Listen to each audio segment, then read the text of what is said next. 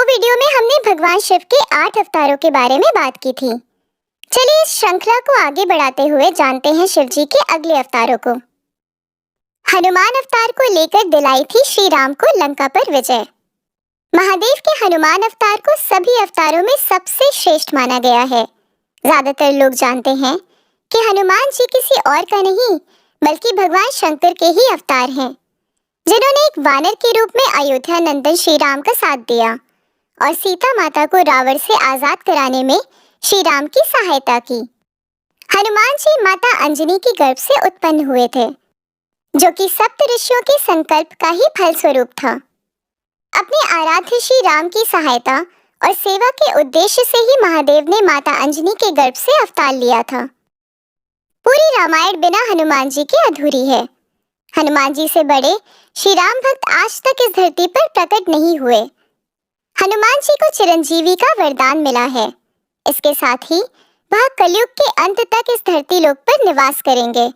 और तो और भगवान विष्णु के 10वें अवतार यानी कि कल्कि अवतार के दौरान हनुमान जी अधर्म का अंत करेंगे और धर्म की स्थापना करेंगे।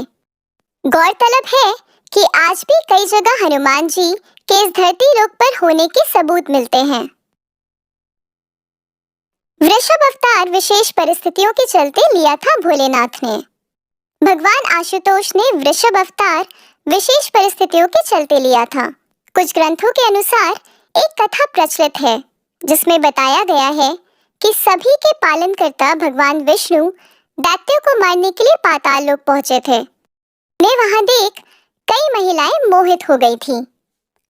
भगवान विष्णु के पुत्रों को इन स्त्रियों ने जन्म दिया था, जिन्होंने पाताल से पृथ्वी तक बड़ा उपद्रव मचा के रखा हुआ था।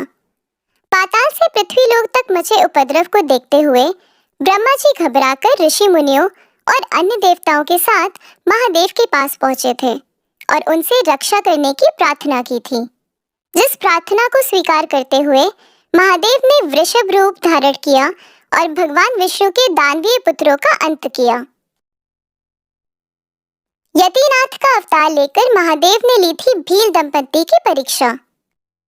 भगवान शंकर का 11वां अवतार यतिनाथ अवतार माना जाता है।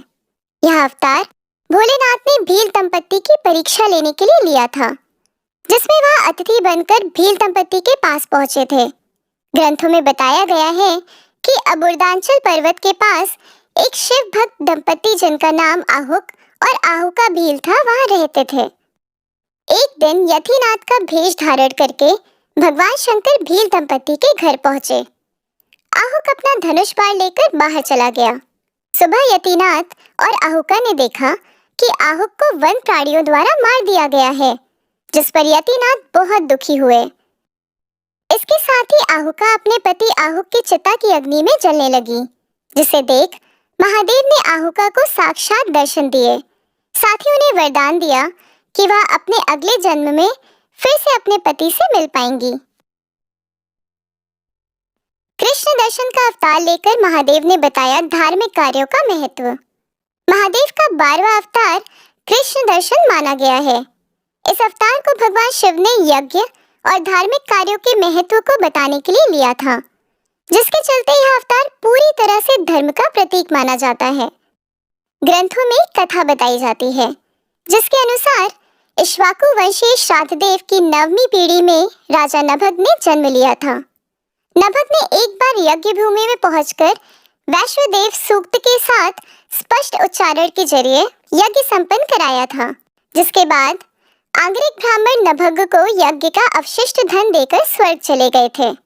इसके बाद वहां महादेव कृष्ण दर्शन के रूप में प्रकट हुए और बोले कि यज्ञ के अभीष्ट धन पर उनका हक है। इसके बाद कृष्ण दर्शन और राजा नभग के बीच विवाद हुआ। विवाद के दौरान महादेव के अवतार कृष्ण दर्शन ने राजा नभग से अपने पिता से ही निर्णय लेने को कहा, जिस पर नभग के पूछने पर श्राद्धदेव ने कहा कि वह पुरुष कोई और नहीं, देवों के देव महादेव हैं। यज्ञ में अवश्य वस्तु उनकी ही है। जिसके बाद पिता की बात सुनकर नभग ने शिव जी की स्तुति की और वह अवशिष्ट धन महादेव को सौंप दिया। आज का वीडियो यहीं समाप्त होता है। अगले वीडियो में हम आपका भगवान शिव के अन्य अवतारों से परिचय कराएंगे। ऐसी ही और रोचक और प्राचीन कथाओं को जानने के लिए हमारे चैनल को लाइक और सब्सक्राइब करें।